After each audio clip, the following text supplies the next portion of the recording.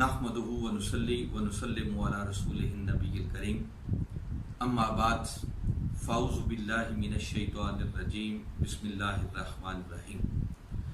क़ाल अल्लाहु तबारक व तआला फ़िल क़ुरआनिल मजीद इन्नल लज़ीना यग़ुद्दूना अस्वातहुम इंदा रसूलिल्लाहि उलाइकल लज़ीना इम्तहनल्लाहु क़ुलूबहुम लित्तक़वा लहुम मग़फ़िरतुन व अज्रुन अज़ीम सदक़ल्लाहुल अज़ीम। मुअज़्ज़ज़ नाज़रीन व सामीन अस्सलामु अलैकुम व रहमतुल्लाहि व बरकातुहू। हमारी तसलसल के साथ गुफ्तगू बारगाह रिसालत मुआब सल्लल्लाहु अलैहि वसल्लम के आदाब के हवाले से चल रही थी और सूरह हुजुरात की तीसरी आयत करीमा पर हम बात कर रहे थे। और इस तीसरी आयत करीमा की रोशनी में हम ये जायज़ा ले रहे थे कि ये वो आयत है जिसमें अल्लाह रब्बुल इज़्ज़त ने इस बात का जिक्र किया है कि जो उसके महबूब की बारगाह का अदब बजा लाता है तो उसको अल्लाह की बारगाह से मिलता क्या है। जिसके पहले हिस्से में बारी ताला ने इरशाद फरमाया इन्नल लज़ीना, बेशक वो लोग यग़ुद्दूना अस्वातहुम, जो अपनी आवाज़ों को पस्त कर लेते हैं, आहिस्ता कर लेते हैं, इंदा रसूलिल्लाहि, जब वो अल्लाह के रसूल की बारगाह अक़दस में आए। आगे हसर के तौर पर फरमाया उलाइकल लज़ीना इम्तहनल्लाहु क़ुलूबहुम लित्तक़वा, तो फरमाया यही वो खुश नसीब है जिनके दिलों को मुंतखब करके खुदा तकवा का नूर अता कर देता है। और साथ दूसरे नंबर पर आगे बारी ताला ने इरशाद फरमाया लहुम मग़फ़िरतुन, फिर इन्हीं के लिए मग़फ़िरत है। और तीसरे नंबर पर फरमाया व अज्रुन अज़ीम, और फिर इनके लिए अजर अजीम है। तो हम पहले हिस्से पर बात कर रहे थे कि अल्लाह रब्बुल इज़्ज़त ने अपने महबूब की बारगाह का अदब बजा लाने के लिए सबसे पहले नंबर पर जिस जजा के देने का ऐलान किया, फरमाया मैं ऐसे खुश नसीब जो मेरे महबूब की बारगाह का अदब बजा लाएंगे उनके दिलों को मुंतखब करके उनको तकवा का नूर अता कर देगा। मगर नाज़रीन मुकर्रम, आज की नशिस्त में जिस बात की तरफ मैं आपको मुतवज्जे करना चाह रहा हूँ वो इस आयत करीमा में आने वाला कलमा हसर उलाइका है कि बारी ताला ने तकवा की दौलत देने का ऐलान तो किया कि उनको तकवा के नूर से माला माल कर दूंगा, उनको दिलों का तकवा अता कर दूंगा, मगर सिंपली यूं नहीं फरमाया कि जो अदब बजा लाएंगे उनको तकवा की दौलत अता करूंगा, नहीं, फरमाया उलाइकल लज़ीना, यही वो लोग हैं, यही वो खुश नसीब हैं, जिसका मतलब कि इनके अलावा और कोई नहीं है कि जिनको दिलों का तकवा मिलेगा। दिलों का तकवा अगर मिलता है तो सिर्फ और सिर्फ बारगाह मुस्तफा का अदब बजा लाने वालों को मिलता है। जो शख्स बारगाह मुस्तफा के आदाब बजा लाने से आ रही है, जिसको यह तौफीक नहीं है कि कमली वाले आका की बारगाह का अदब कर सके, वो करोड़ नमाजें पढ़ता फिरे, हज करता फिरे, उम्रे करता फिरे, वाज़े करता फिरे, तबलीगें करता फिरे, कोई नेक अमल भी बजा लाए, वो कुछ और तो बन सकता है मगर उसे दिल के तकवा की खैरात मुयस्सर नहीं आ सकती है। दिलों का तकवा हकीकत में नाम ही बारगाह मुस्तफा के अदब का है। यानी ये इस आयत करीमा का पहला हिस्सा, अगर इस पर रुक कर इसकी डेप्थ और गहराई में उतर कर गौर करें तो ये आयत करीमा जुबान हाल से पुकार पुकार कर इस बात का ऐलान कर रही है कि लोगों, दिलों का तकवा किसी और चीज का नाम नहीं है, बल्कि दिलों का तकवा नाम ही हकीकत में बारगाह मुस्तफा के अदब में फना हो जाने का है। जो जितना बारगाह मुस्तफा के अदब में फना होता चला जाएगा, समझे उस खुश नसीब को उतना ही दिलों का तकवा मुयस्सर आता चला जाएगा। तो गोया अगर एक जुमले में आज के मजमून को कंक्लूड करते हुए आपके सामने रखना चाहूं तो वो रिजल्ट के तौर पर बात ये सामने आती है कि तकवा दर हकीकत नाम ही बारगाह मुस्तफा के अदब में फना हो जाने का। और ये बात सिर्फ इसी आयत करीमा में नहीं बल्कि कुरान को आप जहां से भी पढ़ेंगे आपको यही तस्वर मिलेगा। मैं जस्ट दामने वक्त को सामने रखते हुए एक दो मकामात आपके गोशगुजार करता हूं। आपका भी सूरह ज़ुमर कुरान पाक का 39वां सूरा है और उसकी मारूफ आयत करीमा है जिसमें बारी ताला ने इरशाद फरमाया वल्लज़ी जाअ बिस्सिद्क़ि वसद्दक़ बिही उलाइका हुमुल मुत्तक़ून। अब यहां भी बारी ताला ने आखिरी कलिमात जो इस आयत के हैं उलाइका हुमुल मुत्तक़ून, उलाइका कलमा हसर भी है और आगे मुत्तक़ियों की बात है जिस का मतलब है उलाइका हुमुल मुत्तकून के मुत्तकी सिर्फ और सिर्फ यही लोग हैं। कौन? जिनका पीछे जिक्र हुआ है। अब पीछे दो तबकात का जिक्र है। फरमाया वल्लज़ी जाअ बिस्सिद्क़ि, एक वो हस्ती जो अल्लाह की बारगाह से सिद्क लेकर आई, सच लेकर मबूस हुई, और यकीनन उस हस्ती से मुराद खुद ज़ात मोहम्मद मुस्तफ़ा सल्लल्लाहु अलैहि वसल्लम है। आप अल्लाह की बारगाह से सच लेकर आए, आप सिद्क के साथ मबूस हुए। एक उनका जिक्र किया। और याद रखें, उनको मुत्तकी कहना कोई कमाल की बात नहीं है, बल्कि मेरे आका की ज़ात मुबारक तो वो ज़ात है कि जिनके कदमों की खैरात के तौर पर तकवा की दौलत मुयस्सर आती है। असल अगली बात काबिल तवज्जो है, मगर बारी ताला ने बयान करते हुए पहले अपने महबूब का जिक्र किया। फरमाया वो हस्ती जो अल्लाह की बारगाह से सच लेकर आई, और आगे फरमाया वसद्दक़ बिही, और फिर जिसने उस सिद्क की तस्दीक कर दी। ये अब आम बात है। फरमाया जिसने भी मेरे महबूब के लाए हुए उस सिद्क की तस्दीक कर दी। क्या मतलब? कि मेरे महबूब मुकर्रम सल्लल्लाहु अलैहि वसल्लम की जुबान अक़दस से जो कुछ निकलता गया, बस फिर उसने अपने अकल के पैमाने पर न परखा कि ऐसा हो सकता है या नहीं। बस जिसने सुना और मेरे मुस्तफा की जुबान अक़दस से निकलने वाली बात के सामने सरे तस्लीम खम कर दिया, फरमाया समझो कायनात के सबसे बड़े मुत्तकी वही बन गए। उलाइका हुमुल मुत्तकून, फरमाया हकीकत में यही लोग हैं जो मुत्तकी हैं, जो तकवा की मंजिल पर फाइज होने वाले हैं। ये आयत करीमा फिर जुबान हाल से ऐलान कर रही है कि तकवा दर हकीकत नाम ही बारगाह मुस्तफा के अदब में फना हो जाने का है। इसी तसव्वुर को समझना हो तो कुरान पाक का वो मकाम जहां अल्लाह रब्बुल इज्जत ने पहली मर्तबा मुत्तकीन का लफ्ज इस्तेमाल किया है, उसकी रोशनी में हम समझने की कोशिश करते हैं, और वो सूरह बकरा, उसकी बिल्कुल इब्तिदा। अब इस सूरह बकरा से पहले सूरह फातिहा है, और सूरह फातिहा के अंदर किसी जगह पर भी मुत्तकीन का जिक्र नहीं आया, तकवा का लफ्ज कहीं नहीं आया। तो कुरान का पहला मकाम जहां बारी ताला ने मुत्तकीन की बात किया वो सूरह बकरा की इब्तिदा है। फरमाया अलिफ लाम मीम ज़ालिकल किताबु ला रैब फीह हुदल लिल मुत्तकीन। फरमाया ये कुरान वो अजीम किताब है जिसमें किसी शक की कोई गुंजाइश नहीं। और आगे फरमाया हुदल लिल मुत्तकीन, और ये कुरान हिदायत है मुत्तकियों के लिए। अब मुत्तकीन का लफ्ज पहली बार कुरान में यहां आया है, और ये कुरान का उसलूब है कि जब भी कोई अहम लफ्ज पहली बार कुरान में आए तो कुरान साथ ही रुक कर उसकी वजाहत भी कर देता है, उसको डिफाइन कर देता है, ताकि क्लियर हो जाए कि इसका माना क्या है। तो चूंकि मुत्तकीन का लफ्ज पहली बार आया तो बारी ताला ने साथ ही इस मकाम पर बताया, अब रुक कर ये भी सुनते जाओ कि वो मुत्तकीन हैं कौन जिन्हें कुरान से हिदायत मिलेगी। जब मुत्तकीन का इंट्रोडक्शन करवाया,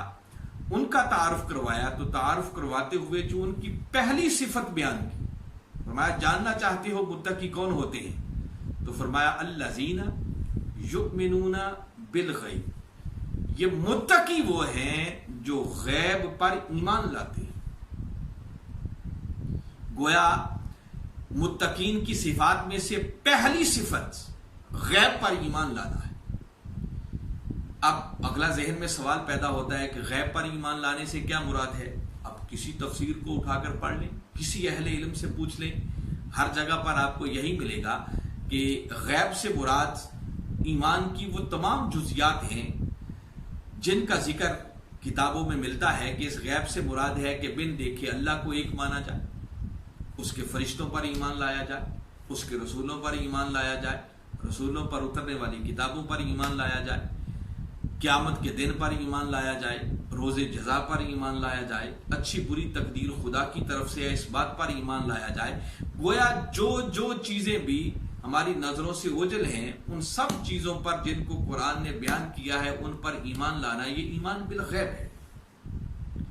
और बारी ताला ने मुत्तकीन की पहली सिफत के तौर पर इस बात को जिक्र किया है कि जानना चाहते हो मुत्तकी कौन है? तो फरमाया मुत्तकी वो हैं जो बिन देखे मान लेते हैं,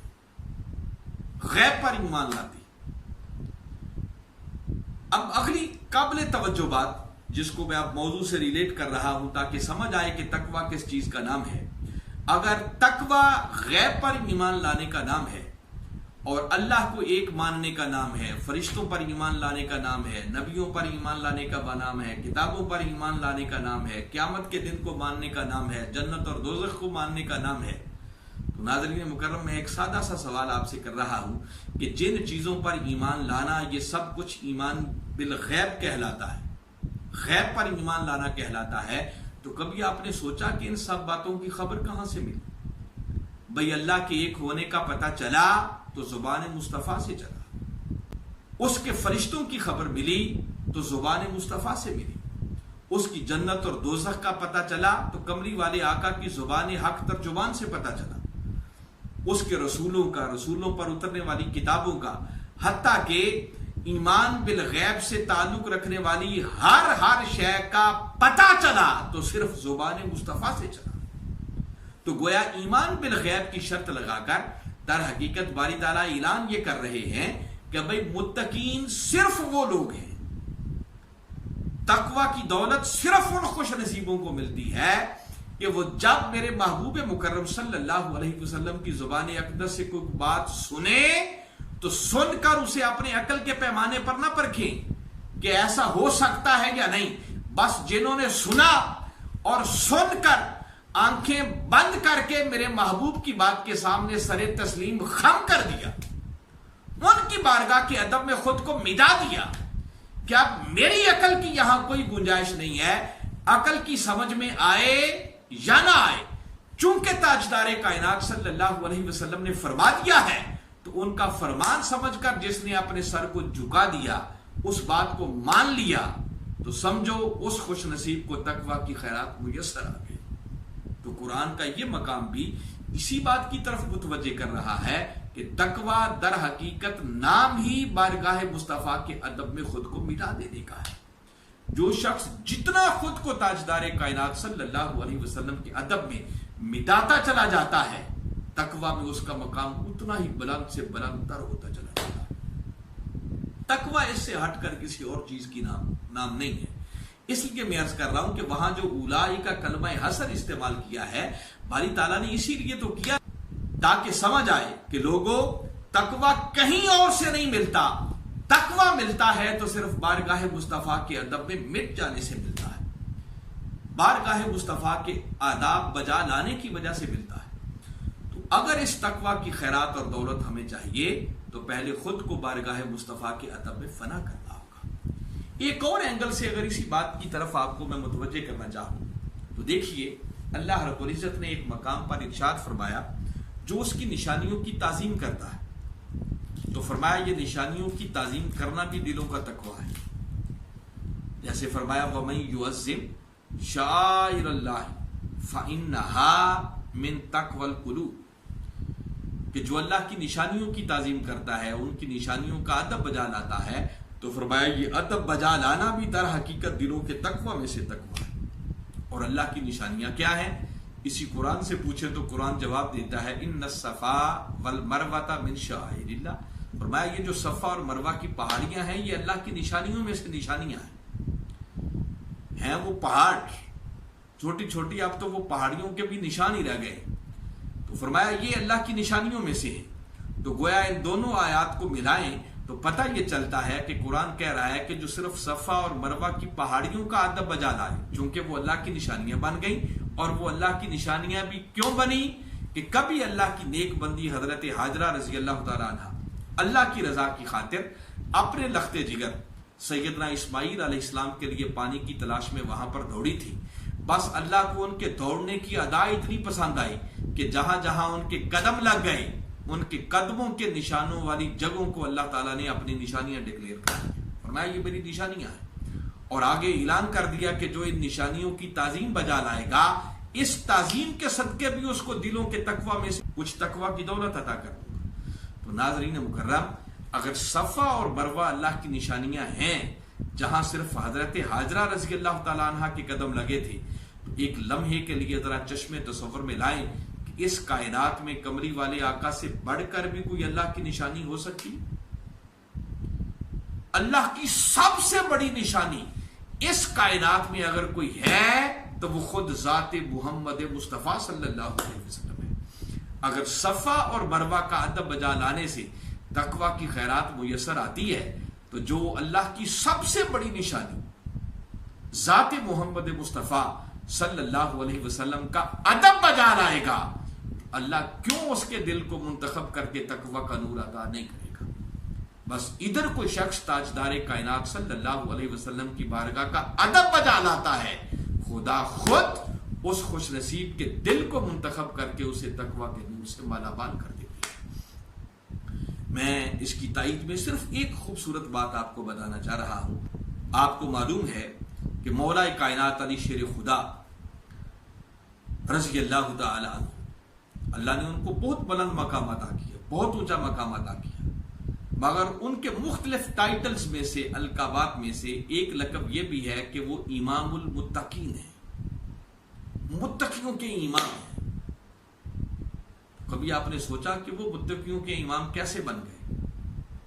میں صرف ایک ہی بات آپ کو سنانا چاہ رہا ہوں کہ ان کو یہ جو اتنا بلند مقام ملا، مرتبہ ملا، اس کا پس منظر بھی صرف ایک ہے کہ انہوں نے خود کو بارگاہ مصطفیٰ کے ادب میں فنا کر دیا تھا۔ جب تاجدار کائنات صلی اللہ علیہ وسلم ایک غزوہ سے پلٹ کر واپس آ رہے تھے، نماز عصر کا وقت تھا، تاجدار کائنات صلی اللہ علیہ وسلم عصر کی نماز ادا کر چکے تھے اور مولا کائنات علی شیر خدا رضی اللہ تعالیٰ عنہ نے ابھی عصر کی نماز ادا نہیں کی تھی۔ میرے آقا فرمانے لگے کہ علی، تھکاوٹ محسوس کر رہا ہوں، اپنی گود حاضر کرو تاکہ سر انور رکھ کر میں تھوڑی دیر آرام کر لوں۔ اب دیکھیے عصر کی نماز کا وقت ہے، آقا نماز پڑھ چکے ہیں، مولا کائنات علی شیر خدا نے ابھی عصر کی نماز نہیں پڑھی، تو چاہیے تو یہ تھا نا کہ آقا پہلے پوچھ لیتے کہ علی آرام کرنا چاہتا ہوں، کیا تم نے بھی نماز پڑھ لی ہے یا نہیں پڑھی؟ آج پوچھا نہیں ہے، کیونکہ اگر پوچھتے تو وہ جواب دیتے کہ آقا نہیں پڑھی، اور جب کہتے نہیں پڑھی تو کہنا پڑتا اچھا پہلے نماز پڑھ لو پھر آرام کریں گے۔ آقا نے پوچھا ہی نہیں، ڈائریکٹ حکم دیا۔ آج علی کا امتحان تھا کہ دیکھیں علی اپنی نماز کو ترجیح دیتا ہے یا آرام مصطفیٰ کو ترجیح دیتا ہے، مگر قربان جائیں علی تیری معرفت کا، وہ علی جس کی پرورش بھی کملی والے آقا کی گود میں ہوئی ہو، وہ بھی بارگاہ مصطفیٰ کے آداب سے شناسا نہیں ہوں گے تو کون ہوگا؟ بس سنا، سنتے ہی عرض کی کہ آقا آئیے گود حاضر ہے، سر انور رکھیے، آرام کریں۔ میرے آقا نے اپنا سر مبارک رکھا، آنکھیں بند کی اور لیٹ گئے۔ اب آقا کا سونا کوئی ہمارے سونے کی طرح نہیں ہے۔ آقا فرماتے ہیں کہ میری آنکھیں سوتی ہیں مگر دل جاگتا ہے۔ یہ آقا کے خصائص میں سے ہے کہ ہم سو جائیں تو وضو ٹوٹ جاتا ہے، مگر کملی والے آقا سو بھی جاتے تو آپ کے وضو کو کوئی فرق نہیں پڑتا تھا، آپ کا وضو قائم اور دائم رہتا، نئے وضو کی حاجت نہیں پڑتی تھی۔ کیوں؟ کیونکہ آپ اس حالت نیند میں بھی سو کر بھی بیدار رہتے تھے، آپ کا دل بیدار رہتا تھا، غفلت آپ کے قریب بھی نہیں آتی تھی۔ اب بظاہر تو آپ کی آنکھیں بند ہیں، مگر آپ پوری توجہ علی کے دل پر ہوگی کہ دیکھیں آج علی کرتا کیا ہے، علی پر کیا بیتتی ہے۔ اب سورج غروب ہو رہا ہے، عصر کی نماز قضا ہو رہی ہے، اور جس کی زندگی پر کبھی نماز قضا نہ ہوئی ہو، اس کی نماز قضا ہو جائے تو وہی جانتا ہے اس پر کیا بیتی۔ نماز قضا ہو گئی، سورج غروب ہو گیا، جیسے میرے آقا نے آنکھیں کھولی، اٹھتے ہی پہلا سوال ہی یہ کیا کہ علی کیا آج عصر کی نماز پڑھی تھی؟ عرض کی آقا نہیں پڑھی تھی۔ اور میں اچھا پھر سورج تو غروب ہو گیا، قضا پڑھ۔ اب مولا کائنات علی شیر خدا نے اپنی زبان سے تو کچھ نہیں کہا، بس سوالیہ انداز سے آقا کی طرف دیکھا، گویا نگاہوں ہی سے عرض کر دیا کہ آقا قضا آپ کے آرام پر ہوئی اور پھر بھی قضا پڑھو۔ یہ ایمان افروز بات میں چاہتا ہوں کہ بس اشارتاً مکمل کروں، اصل بات پیچھے ہے جس کی طرف آپ کو میں نے متوجہ کرنا ہے۔ بس میرے آقا سمجھ گئے کہ علی کیا چاہتا ہے۔ میرے آقا نے اللہ کی بارگاہ میں ہاتھ اٹھائے اور اللہ کی بارگاہ میں عرض کی، اللہم انا علی کان فی طاعتک و فی طاعت رسولک، کہ مولا بے شک علی تیری اطاعت میں مصروف تھا اور تیرے رسول کی اطاعت میں مصروف تھا۔ حالانکہ نماز قضا ہو گئی، مگر آقا فرما رہے ہیں کہ مولا علی تیری اطاعت میں مصروف تھا، جس کا مطلب یہ ہے کہ اللہ کی اطاعت بھی حقیقت میں وہی ہے جو بارگاہ مصطفیٰ کی اطاعت ہے۔ اب ناظرین مکرم، یہ جو مولا کائنات علی شیر خدا نے عمل کر کے دکھایا کہ اپنی نماز کو بھی بارگاہ مصطفیٰ کے ادب پہ قربان کر دیا، یہ ادب کی انتہا ہے، یہ کمال درجے کا ادب ہے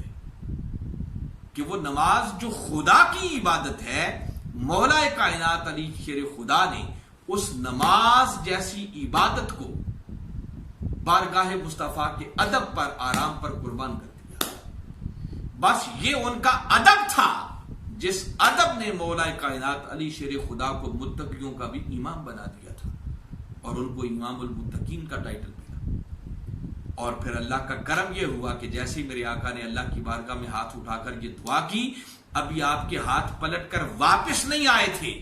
کہ ڈوبا ہوا سورج یوں پلٹ کر پیچھے آ گیا جیسے کسی نے ڈوریاں باندھی ہوں اور اسے پکڑ کر پیچھے کھینچ لیا. مولا کائنات علی شیر خدا نے اس دن بھی عصر کی نماز قضا نہیں پڑھی بلکہ ادا پڑھی اور قیامت تک آنے والی انسانیت کو بتا دیا کہ بارگاہ مصطفیٰ کا ادب کیسے کیا جاتا ہے. تو گویا دوستو، جس کو جو کچھ ملا وہ بارگاہ مصطفیٰ کے ادب کی وجہ سے ملا. اس لیے اگر ہم بھی تقویٰ کی خیرات حاصل کرنا چاہتے ہیں